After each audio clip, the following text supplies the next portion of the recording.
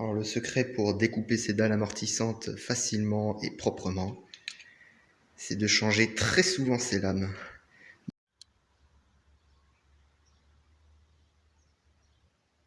Alors après avoir passé un peu de temps à chercher la solution la plus adaptée à ma situation, je me permets de partager l'ensemble des informations que j'ai récoltées. Donc en termes de protection, on a les stabulateurs qui sont en haut de l'échelle. Donc les stabulateurs, c'est utilisé pour les vaches, les chevaux et autres animaux qu'on va parquer dans des box et qui vont du coup rester statiques. Et pour éviter qu'ils se fatiguent, on va mettre des amortisseurs au niveau du sol. Donc stabulateur, c'est hyper costaud. Par contre, il y a des technologies là-dessus qui vous seront pas utiles, mais que vous allez quand même payer, hein. C'est tout ce qui est écoulement de fluide et autres, comme les urines. Donc ça, vous allez devoir le payer. Donc c'est pour ça que ça fait partie des éléments les plus chers également. C'est costaud, mais c'est cher.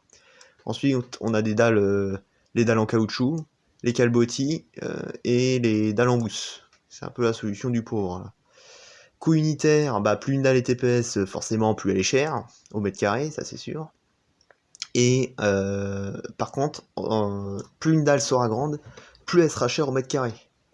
Donc si vous cherchez une solution économique, c'est sur des petites dalles que vous allez devoir vous référer. Et si vous cherchez si c'est de l'esthétique que vous voulez, ce sera peut-être plus sur les grandes dalles.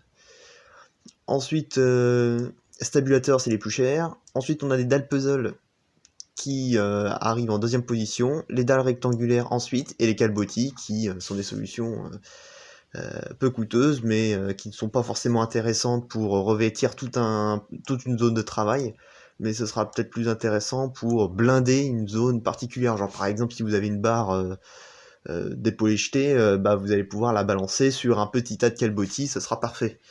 Pas besoin de mettre tout votre revêtement avec une épaisseur énorme. Vous blindez juste un seul endroit avec des calbotis, ce sera amplement suffisant.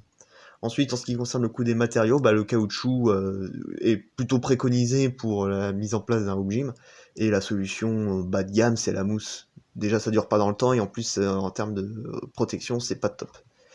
Facilité d'installation, bah, le calbotis, bah, normalement, c'est pas fait pour recouvrir toute une zone de travail, c'est juste pour blinder à certains endroits, donc vous découpez des morceaux, des rectangles, et puis vous les dispatchez un peu partout. Bon. Dalle puzzle, alors faut faire attention avec les dalles puzzle. Il faut faire rangée par rangée. Faut pas faire un angle droit et boum, faut vraiment faire rangée par rangée, sinon vous allez avoir une distorsion de tout votre assemblage.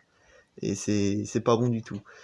Dalle rectangulaire par la suite. Pourquoi c'est en dernière position? Pourquoi? Parce que les dalles ne sont pas attachées les unes aux autres, contrairement aux dalles puzzle. Du coup, il va falloir probablement mettre de la colle au sol. Donc maintenant, je vous laisse imaginer, le jour où vous voudrez tout retirer, vous aurez flingué votre sol. Enfin, à moins qu'il y ait un châssis autour de la zone à protéger, un cadre en bois, etc. Mais bon, en général, c'est un peu plus délicat à installer ça. Alors que là, c'est clé en main. Ensuite, pour ce qui concerne l'épaisseur, donc si vous êtes sur du travail qui nécessite pas trop le sol va pas être trop traumatisé, vous êtes plus sur du 1 cm d'épaisseur. Quand vous commencez à travailler avec des haltères, des barres de muscu, il faudrait peut-être augmenter l'épaisseur, au moins jusqu'à 2 cm. Et quand on est sur du lourd, du très lourd, des machines, des racks, avec des charges assez importantes, là, il faudra peut-être viser au-delà de 2 cm d'épaisseur. Alors, petite précision qui sert peut-être à rien, mais pourquoi c'est préconisé de protéger le sol de son home gym? Ben, si vous faites tomber des choses par terre, ça va tout simplement protéger votre sol, et le jour où vous allez vendre votre bien immobilier, vous n'irez pas pleurer. Deuxième chose, ça va protéger des nuisances sonores, que ce soit pour votre entourage ou votre voisin préféré. Et troisième et dernière chose, c'est tout simplement pour votre matériel. Faites tomber des haltères par terre, bah ça va les abîmer. Bien que ça soit fait pour, à la base, on prend quand même soin du matériel qu'on a acheté, qu'on va utiliser au quotidien, donc faire l'inverse, ça fait un peu sagouin.